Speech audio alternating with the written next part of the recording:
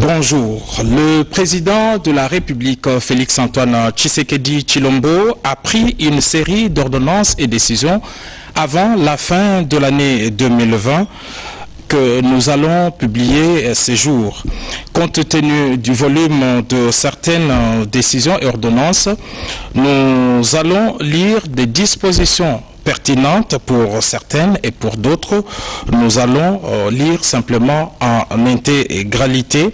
Nous ferons donc le devoir de vous lire les dispositions pertinentes. République démocratique du Congo, justice, paix, travail, cabinet du président de la République. Loi numéro 20/018 du 24 décembre 2020 portant reddition des comptes de la loi des finances pour l'exercice 2019. L'Assemblée nationale et le Sénat ont adopté. Le président de la République promulgue la loi dont la teneur suit. Article 1er. Les recettes du pouvoir central mobilisées pour l'année 2019 s'élèvent à francs congolais 10 111 milliards 511 959 558 francs congolais et 70 centimes. Les dépenses du pouvoir central exécutées pour l'année 2019 sont de l'ordre des francs congolais 10 317 milliards 367 953 et 740 000 francs congolais et 70 centimes. Les tableaux figurant à l'annexe de cette loi donnent plus de détails et les autres détails de cette ordonnance de 19 articles sont à retrouver dans les journaux officiels. Fait à Kinshasa, le 24 décembre 2020, Félix-Antoine Tshisekedi Tshilombo, pour copie certifiée conforme à l'original le 24 décembre 2020, le cabinet du président de la République, professeur docteur Cachemire Désiré Cachemire Colongel et Brand, directeur du cabinet AI.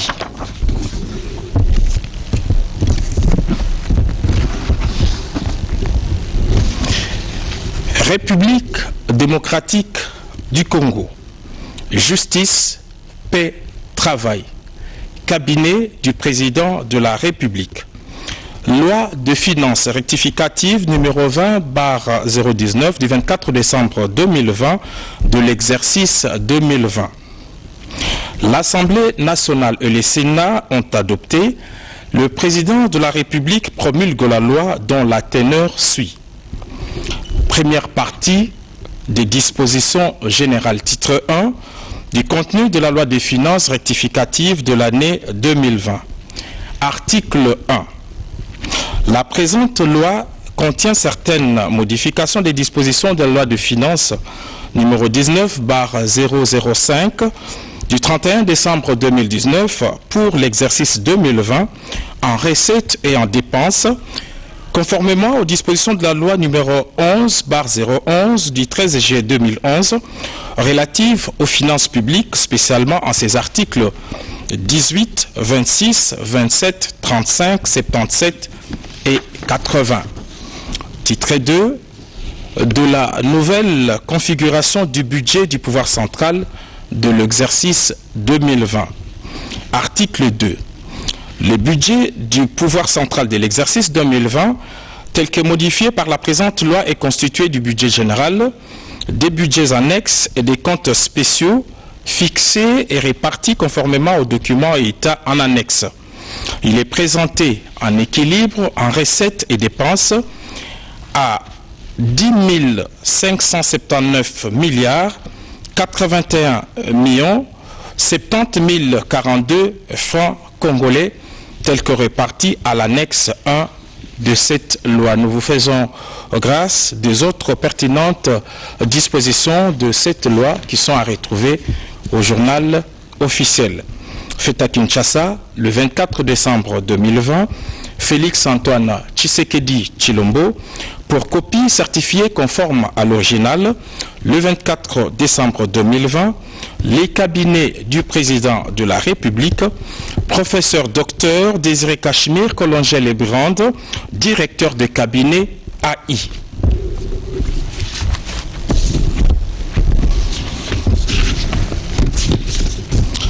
République démocratique du Congo, justice, paix, travail, cabinet du président de la République. Loi des finances numéro 20/020 de l'exercice 2021. Extrait de l'exposé des motifs. La loi des finances de l'exercice 2021 s'élabore dans un contexte international marqué par la pandémie de Covid-19 survenue à la fin de l'année 2019 et ses conséquences néfastes sur l'activité économique et les finances publiques. La maîtrise mondiale de cette pandémie devait conduire à la relance des activités économiques au cours de l'année 2021 qui impacterait positivement sur la croissance de l'économie congolaise dans un environnement d'amélioration des cours de matières premières, des bonnes tenues de produits miniers et des bonnes coordinations des politiques monétaires et budgétaires afin de contenir l'inflation et d'accroître les investissements publics. À cet effet, le gouvernement entend accélérer la lutte contre la corruption et l'écoulage de recettes tout en promouvant la culture fiscale en vue de renflouer les trésors publics et financiers et financer plutôt la mise en œuvre de politiques publiques déclinées dans son programme d'action en phase avec le plan national stratégique de développement PNSD en sigle, adopté par les gouvernements en décembre 2019 avec comme axe prioritaire suivant: valorisation du capital humain et développement social et culturel, les renforcements de la bonne gouvernance, la restauration de l'autorité de l'État et la consolidation de la paix, la consolidation de la croissance économique, la diversification et transformation de l'économie, l'aménagement du territoire, la reconstruction et la modernisation des infrastructures, la protection de l'environnement, la lutte contre les changements climatiques, ainsi que le développement durable et équilibré. Loi des finances numéro 20/020 du 28 décembre 2020 pour l'exercice 2021. L'Assemblée nationale et les Sénats ont adopté. Le président de la République promulgue la loi dont la teneur suit. Première partie des dispositions générales, titre 1, du contenu de la loi des finances de l'année 2021. Article 1. La présente loi contient les dispositions relatives aux recettes et aux dépenses du pouvoir central de l'exercice 2021. Elle fixe globalement la part de recettes à caractère national allouée aux provinces conformément à la Constitution et à la loi relative aux finances publiques. Article 2. Les budgets du pouvoir central de l'exercice 2021 et les opérations de trésorerie rattachées sont régis conformément aux dispositions de la présente loi. Article 3. Conformément à l'article 7 de la loi relative aux finances publiques, les montants intégral des produits est enregistré sans contraction entre les recettes et les dépenses et par conséquent entre les dettes et les créances. À ce titre, la compensation des recettes, y compris celle effectuée moyennant l'établissement des échéanciers de paiement, est strictement prohibée. Article 4. Conformément à l'article 9, alinéa 2 de la loi relative aux finances publiques, il ne peut être établi d'exemption ou d'allègement fiscal qu'en vertu de la loi. Les exonérations d'impôts, droits, taxes ou redevances accordées par le ministère des Finances doivent se conformer aux lois en vigueur. Toute exonération dérogatoire, quelle que soit sa nature, en faveur d'une personne physique ou morale est strictement prohibée, à l'exception de celle concernant les marchés publics à financement extérieur. Titre 2. de la configuration du budget du pouvoir central. Article 5. Le budget du pouvoir central pour l'exercice 2021 est constitué du budget général, des budgets annexes et des comptes spéciaux fixés et répartis conformément aux documents et états annexés à la présente loi. Il est présenté en équilibre, en recettes et en dépenses à 14 620 milliards 524 millions 180 874 francs congolais tels que répartis à l'annexe 1 de cette loi. Compte tenu du volume de cette loi des finances pour l'exercice 2021, vous trouverez l'intégralité, l'ensemble de cette loi dans les journaux officiels. Fait à Kinshasa, le 28 décembre 2020, Félix Antoine Tshisekedi Tshilombo. Pour copie certifiée conforme à l'original, le 28 décembre 2020, pour les cabinets du président de la République, professeur docteur Désiré Cachemire, Colongel et Brande, directeur du cabinet AI.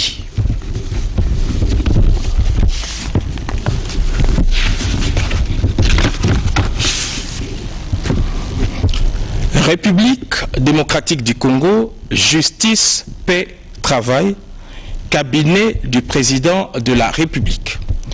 Ordonnance numéro 20/150 du 30 décembre 2020 portant mesures collectives de grâce.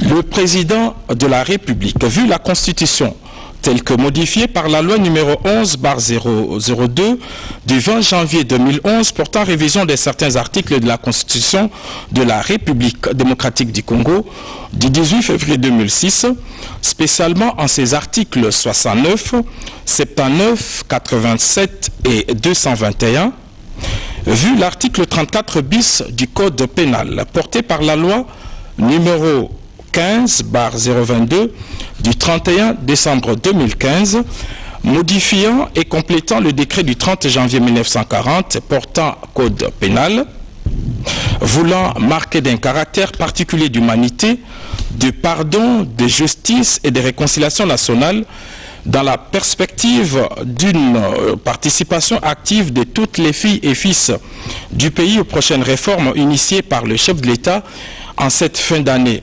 2020, vu la nécessité, sur proposition du vice-ministre de la Justice, faisant fonction du vice-premier ministre, ministre de la Justice et garde des Sceaux, ordonne. Article 1er. La remise de la peine restant à exécuter est accordée à toute personne condamnée à une peine de servitude pénale ou de travaux forcés inférieure à 5 ans par décision judiciaire devenue irrévocable à la date du 31 décembre 2020. Article 2. La réduction de 5 ans de peine restant à subir est accordée à toute personne condamnée à une peine de servitude pénale ou des travaux forcés égale ou supérieure à 5 ans par décision devenue irrévocable à la date du 31 décembre 2020. Article 3. La commutation de la peine de mort en celle de servitude pénale à perpétuité est accordée à toute personne condamnée par décision judiciaire devenue irrévocable à la date du 31 décembre 2020. Article 4. La commutation de la peine de servitude pénale à perpétuité en celle de 20 ans de servitude pénale principale est accordée à toute personne condamnée par décision judiciaire devenue irrévocable à la date du 31 décembre 2020. Article 5. La remise, la réduction et la commutation de peines prévues aux articles 1, 2, 3 et 4 ci-dessus ne sont pas accordées. 1. Aux condamnés fugitifs ou latitants. 2. Aux personnes condamnées pour les crimes contre la paix et la sécurité, crimes contre l'humanité et aux peines prévues par la loi numéro 15/022 du 31 décembre 2015, modifiant et complétant le décret du 30 janvier 1940 portant code pénal. 3. Aux personnes condamnées, excepté celles qui l'ont été, par l'arrêt rendu sous RP numéro 1078/2002 par la Cour d'ordre militaire en date du 7 janvier 2003 pour les infractions ci-après. Violence sexuelle, détournement des deniers publics et concussion, corruption, rémunération illicite, assassinat, meurtre, vol à main armée, association de malfaiteurs, atteinte à la sûreté intérieure et extérieure de l'État, détention illégale d'armes de guerre et toute infraction contre l'autorité de l'État et l'intégrité du territoire national. Article 6. Sans préjudice des dispositions de l'article 5 ci-dessus, la remise de la peine restant exécutée est totalement accordée à toute personne condamnée par l'arrêt rendu sous RP numéro 1078/2002 par la Cour d'ordre militaire en date du 7 janvier 2003, sauf les fugitifs et l'attitant. Article 7. Les vice-ministres de la Justice faisant fonction du vice-premier ministre et ministre de la Justice et garde des Sceaux est chargé de l'exécution de la présente ordonnance qui entre en vigueur à la date de sa signature. Faite à Kinshasa, le 30 décembre 2020, Félix Antoine Tshisekedi Tshilombo, pour copie certifiée conforme à l'original, le 30 décembre 2020, les cabinets du président de la République, professeur docteur Désiré Cachemire Collongé-Lebrand, directeur du cabinet AI.